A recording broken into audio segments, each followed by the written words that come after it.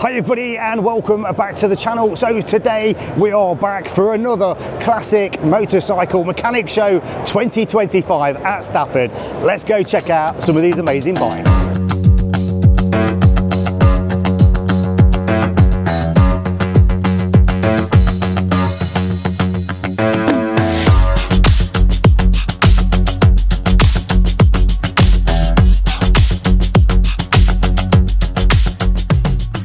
Joined here with the beautiful Amy B. And who's the special guests of this weekend?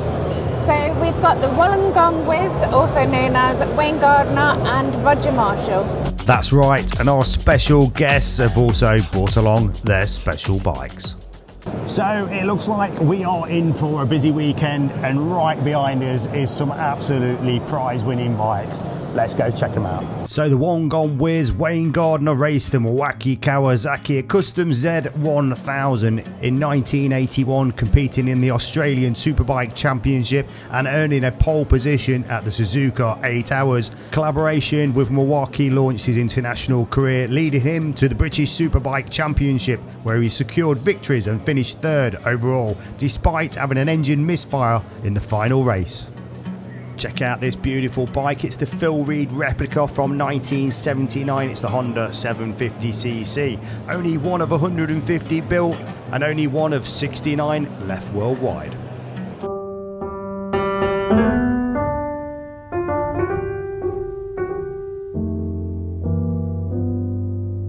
Here's another very rare Honda. This time it's a 50cc. It's a CB50J from 1979. It's the first restricted bike after the Honda SS50 with a top speed of 30 miles an hour. Here's a stunning Suzuki. It's the RGV 250M VJ22A. This is a UK bike registered in March 1991 and has undergone a full nut and bolt restoration.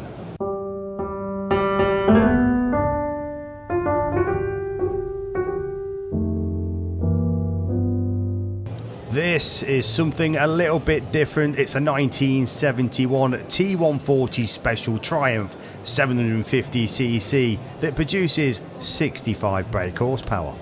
This is one cool custom. Right, Amy B has spotted this beautiful Benelli. Can you tell us a little bit about it?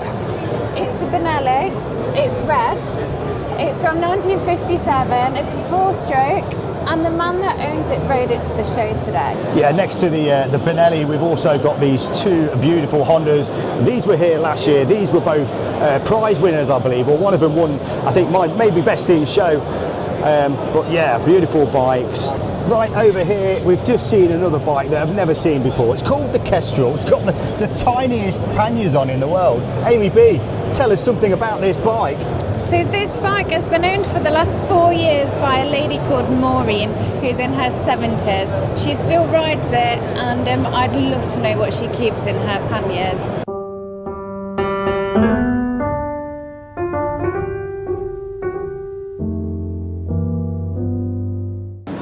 Just spotted this little Laverda. I've never seen a bike like this before. It's great to see bikes that we've not seen at the show before. So this is the 1955 Laverda 100 Sport. The gentleman says it's small, it's not fast, but it's sure fun. The Suzuki RE5 from 1975 is a motorcycle with a liquid-cooled single-rotor Wangle engine. Apart from the unusual engine, the RE5 is mostly a conventional roadster with a little bit of Italian styling.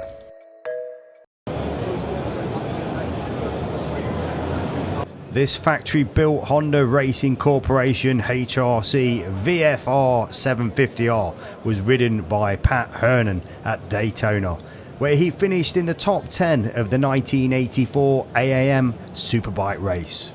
Pat Hernan said it won every race bar one.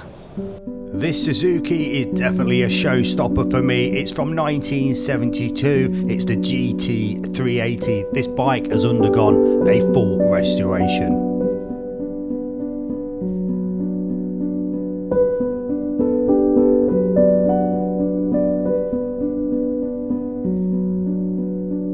The The 1972 Laverda 750 SF is a classic Italian twin renowned for its bulletproof engineering and distinctive exhaust note. A true performance icon of the 70s. So right behind me here is one of the judges, so I'm just going to ask him a couple of questions, find out, because there's so many nice bikes here, so how do you pick a winner?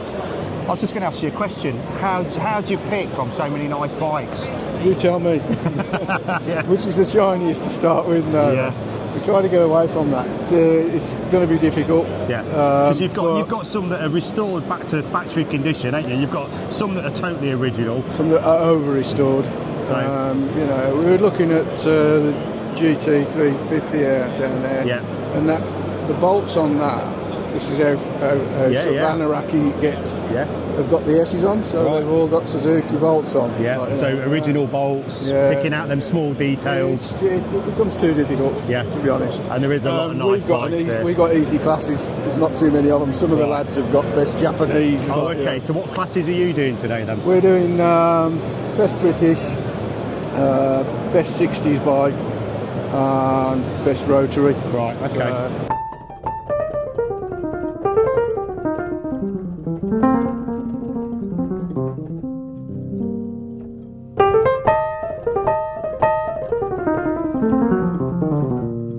Check out this beautiful Honda NSR 250 MC28 SP Rothmans edition from 1993, owned by TT winner Dean Harrison.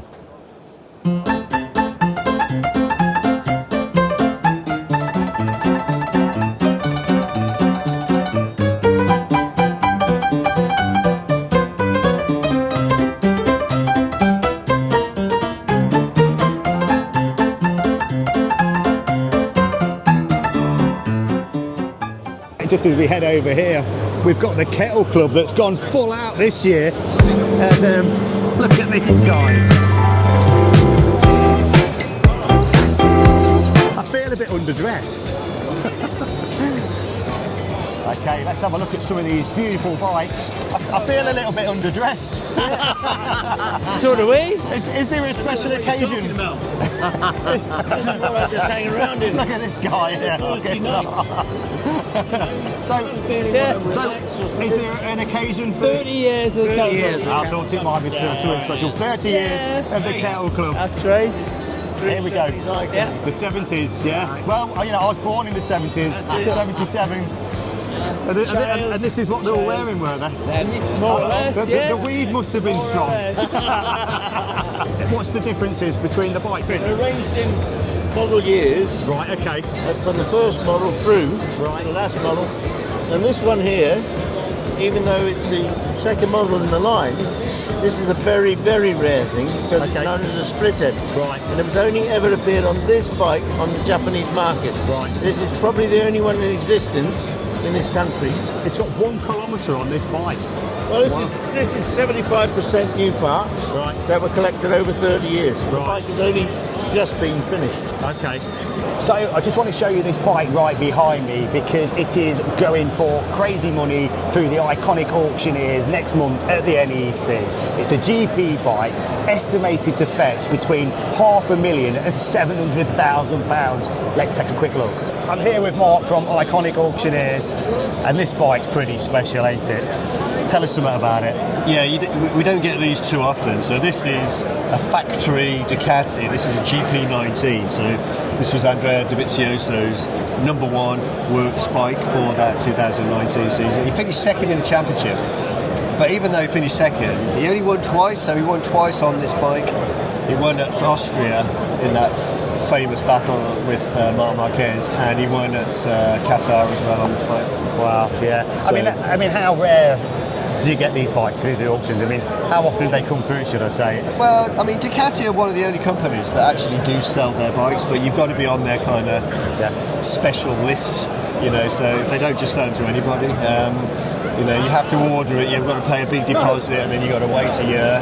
And then the guy who owned it bought the bike, but then had to sign a 3-year contract with the factory, so he wasn't allowed to ride it, to display it so they could see the technology, or ride it on the track. Yeah, because the technology is just phenomenal in these things. And also, I don't know if I could actually ride this bike. Well, me too. I mean, I don't think I know how to start it. I mean, it looks a fantastic bit of kit. I mean, and hence the price. You know, the expected, 500,000 to 700,000. Is this one of the most expensive bikes that you've ever had go through the auction? Yeah, definitely. Yeah. I mean, we sold a GP7 last year. That did 400,000. So I think this is a realistic price for this kind of bike. I mean, just the individual components on this bike were well over £1 million. Wow. Right, Amy B, what have we got here? We have got the Yamaha air-cooled RD Club. We can't actually get in there. It's absolutely jam-packed with the RD air-cooled bikes over there. And over here we've got the GPZ 900R Owners Club.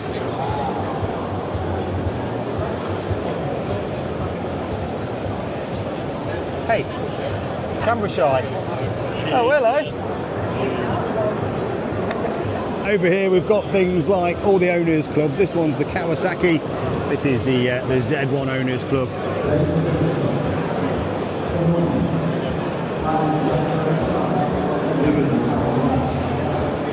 An update, it is absolutely packed in here now. There's a huge attendance on the Saturday. We're just going to head down to the bottom here. How did you find the British tracks? Did you find them, were they similar in any way to the Australian ones? Amy's going to do her Wayne Gardner impression. She's been to Cadwell. And what was his nickname? The Whiz. What do you think to this beautiful 1985 Yamaha RD 500 LC?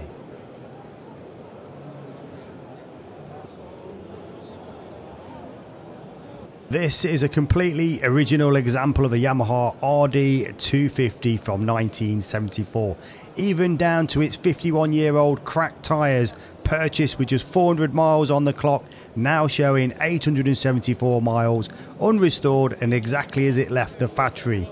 Owned for the last 28 years and still runs and rides perfectly.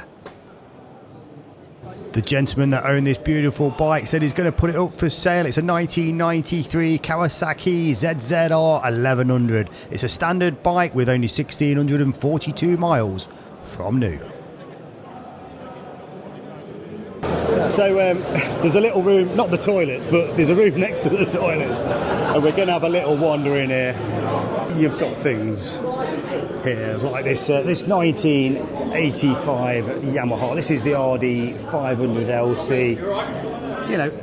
Looks in completely used condition. In fact, it looks like it's been very well used.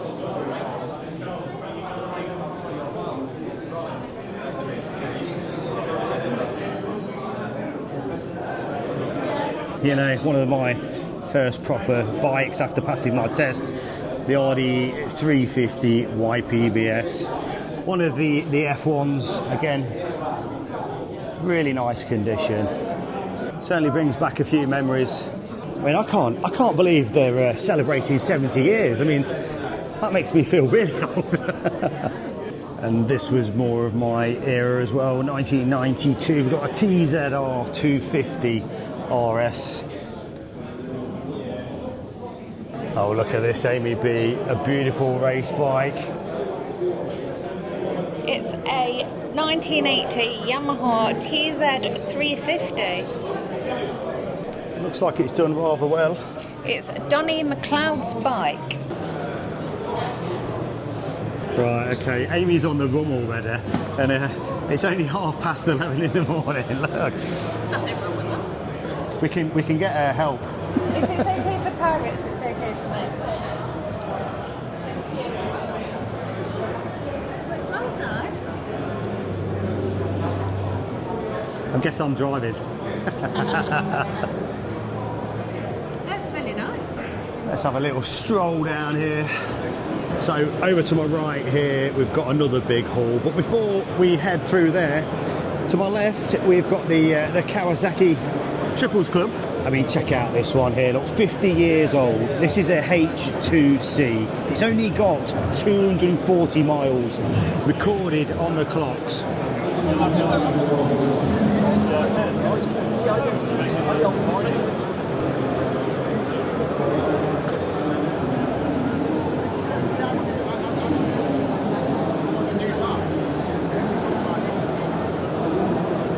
What we'll do after here, we'll make our way up, because we've got the whole of the upper level there absolutely full of bikes. It's really busy now as well.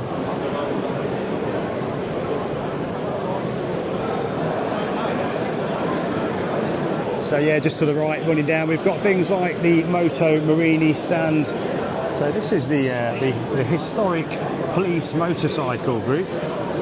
So we've got things like, this is the Velocet from 1968, 200cc. And what we've got down here, ABB? This one's 1964. So we've got a 1964, that's a BSA. 61 BSA. And a 61 BSA as well. That's a 650, that's an A10. Comes complete with the policeman's hats. We've got his gloves, the old telephone and siren. And I'm not sure what this is on the back. Do you think that's like a fire extinguisher? Yeah. Hey? I think you should try the hat on. Oh yeah, you're not them next to, don't we? Wait. Does that come off?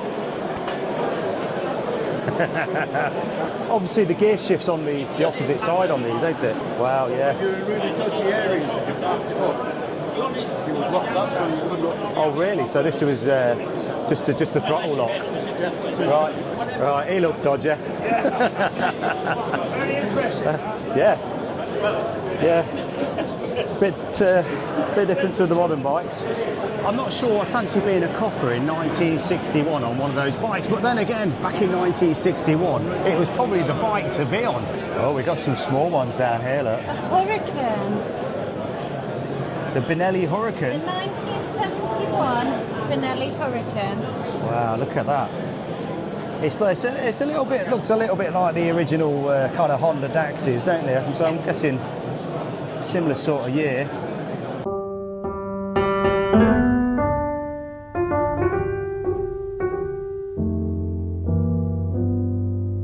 Jack brought along his 1993 RGV 250 VJ 22A. It's been raced by James Whittam and once owned by Michael Rutter. This is one proper little race bike. So we've spotted this tiny 125. Amy, tell us a little bit about it. So this one is a Yamaha from 1968. It's a 125 and a little bit quicker than my 125. It's reached 4 world records and 3 national records at 128 miles an hour. Oh yeah, we got some beautiful race bikes down here, such as this Suzuki RGV.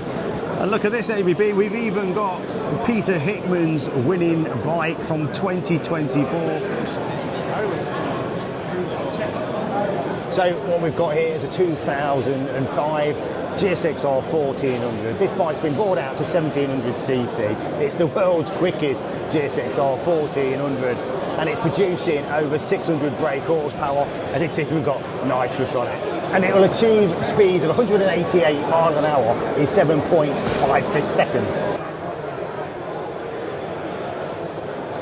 Right, ABB, you've got yourself a drink.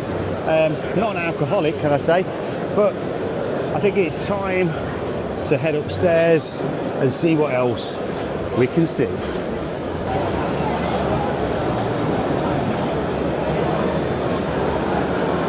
This is the RF Suzuki 600.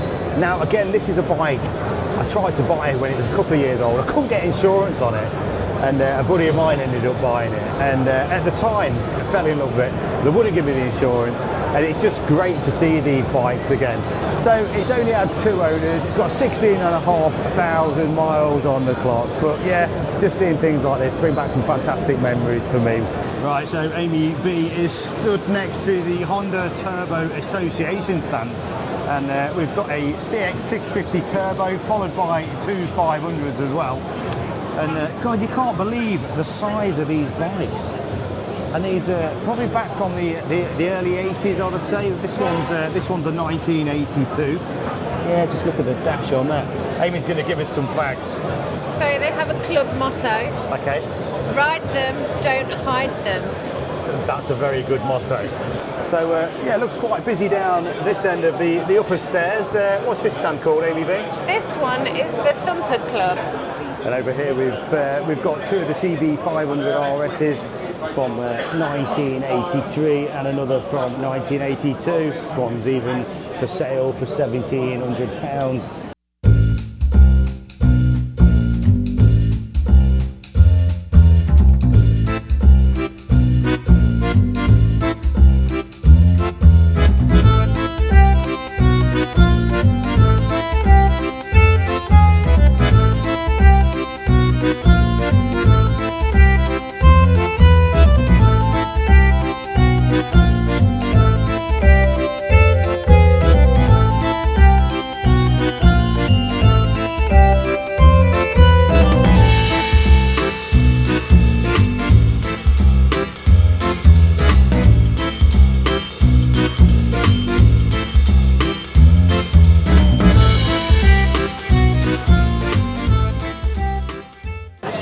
Tell us about your bike, because I've not seen one of these before. I've seen the AR50s. Yeah. So you got the AR80S, two different colours. Yeah, the reason being these were called the A1 model in the early 80s, 81 to 83.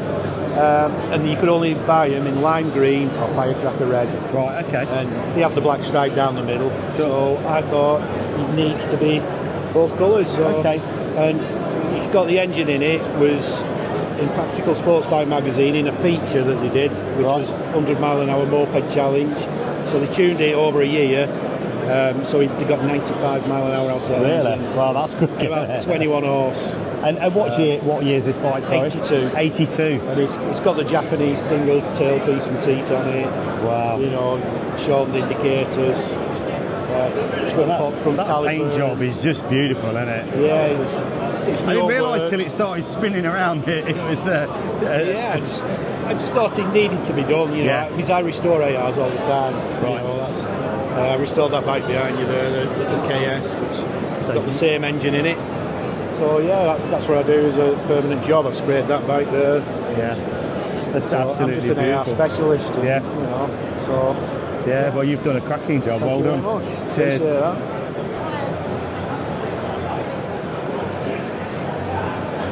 And what year is this? 1996? 99. 99. It's only done 13,000 miles. Is it really?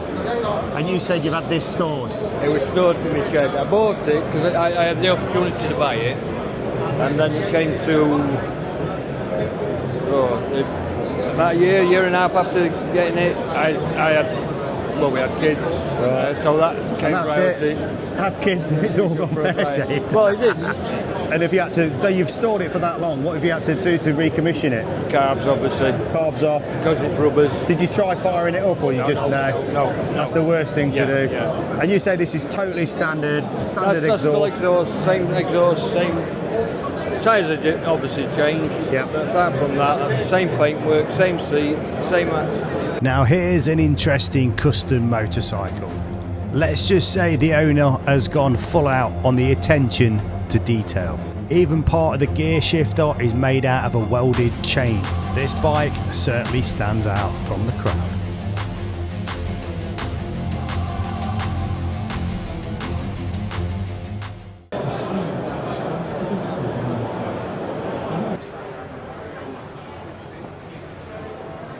Over on the BSA stand, we got a 1968 B44 Shooting Star with a 441cc engine in, and also was accompanied by the 1970 BSA A65 Lightning with a 650cc engine in it. The Shooting Star has the single cylinder engine, and the Lightning has a twin cylinder.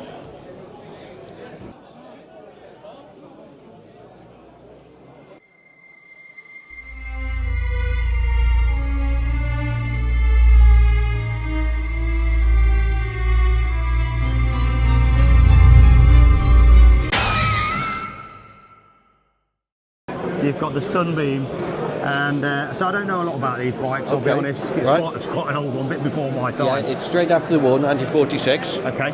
That's when the first one's made. Okay. And then after that, they sort of improved them, did a fancy green and charted them all up. And then came the skinnier one, sports model. Okay. So you got 3 models, 1, 2 and 3. And it says on your little sign there, super reliable. I use that one a lot. I've got 3 on the road and I use them all the time. Yeah. I've done winter rallies on that, dragon rallies. Really? In the mud. Wow. As my friend with this one. It looks a heavy bike. It's not heavy. Is it not? No, it's not heavy. No. It is quite good. And super reliable. It's only 500, but they say that 500 is the optimum power. Right. Anything extra is wasted. It's unless you're a whiz kid. There's a lot of truth in that, isn't there? You know, you get to feel the machine. And it's great that you're still using it as well. Yes. That's what we like to see. And obviously got Mr. Bones there. Mr. Bones, we got a couple of vintage cars as well. He goes everywhere with us. Yeah. People know He's probably done more miles than me then. He probably has. Here's a couple of elegant Italian motorcycles. They can just speak for themselves.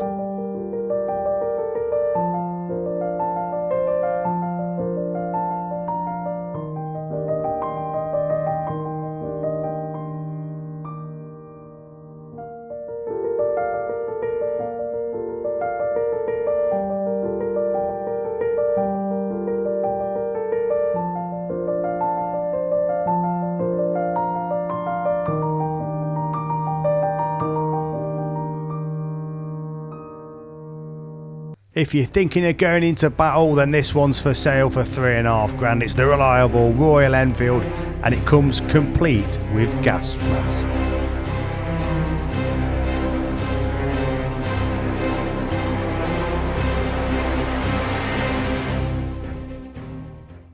Amy B, it's daylight outside. We've been inside for ages, ain't we? Yeah. And so we've got one last hall and we're going to go over to the pavilion hall, or the competition hall as it's called.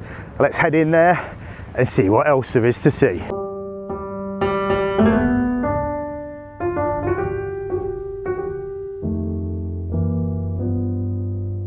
We've got this very nice Triumph Tiger Cub and the beautiful Bull Taco 360 from 1975. This is the Frontiera.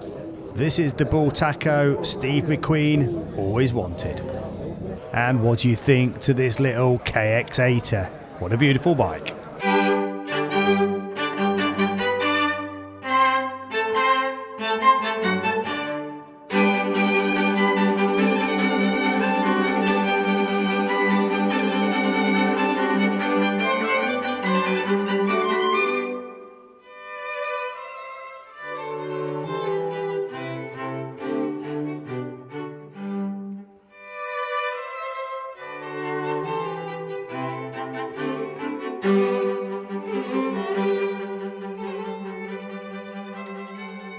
So I hope you've enjoyed our little walk round the Classic Motorcycle Mechanic Show 2025. We've had a fantastic day. I hope you have too. And don't forget, if you ain't subscribed to the channel, please do so. Give us a like and we'll see you in the next one.